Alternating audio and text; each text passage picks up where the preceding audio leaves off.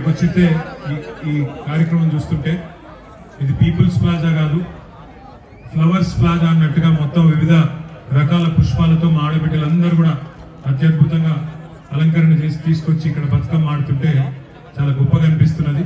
హృదయపూర్వకంగా ఈ కార్యక్రమాన్ని అత్యద్భుతంగా ఆర్గనైజ్ చేసిన మా హైదరాబాద్ నగర బీఆర్ఎస్ నాయకత్వం మొత్తానికి, తలసాని గారికి, పద్మారావు గారికి, అదేవిధంగా వేదికపైన ఆశీనులైన గౌరవనీయులైన ఎమ్మెల్యేలు, ఎమ్మెల్సీలు, గౌరవ కార్పొరేటర్లు, మాజీ కార్పొరేటర్లు, పేరు పేరు అందరి ముందు తెలంగాణ బిడ్డ ఎక్కడ ఉన్నా, దుబ్బాకలో ఉన్నా, దుబాయ్లో ఉన్నా, వారాసిగూడలో ఉన్నా, వాషింగ్టన్లో ఉన్నా, అమీర్పేట్లో ఉన్నా, అమెరికాలో ఉన్నా, ఎక్కడ ఉన్నా గొప్పగా ఘనంగా ఖైరతాబాద్ లో ఉన్నా, ఖతార్లో ఉన్నా, ఎక్కడ ఉన్నా గొప్పగా చేసుకోవాలనే ఉద్దేశంతోనే మనం ఆనాడు తెలంగాణ రాష్ట్రం కోసం కొట్లాడి సాధించుకున్నాం.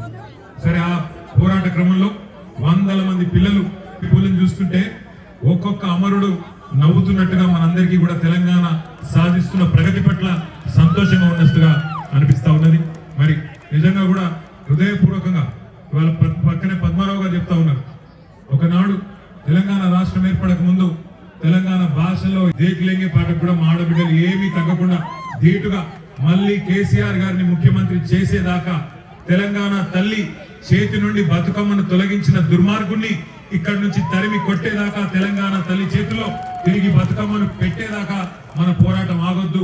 మాట్లాడితే పండుగ పూట బాగుండదు. మా కార్పొరేటర్లందరికీ కూడా, మాజీ కార్పొరేటర్లకు, మా ఆడబిడ్డలైన కార్పొరేటర్లందరికీ, అదే విధంగా మిగతా ఆడబిడ్డలందరికీ కూడా పేరు పేరున హృదయపూర్వకంగా బతుకమ్మ శుభాకాంక్షలు తెలియజేసుకుంటూ జై హింద్, జై తెలంగాణ.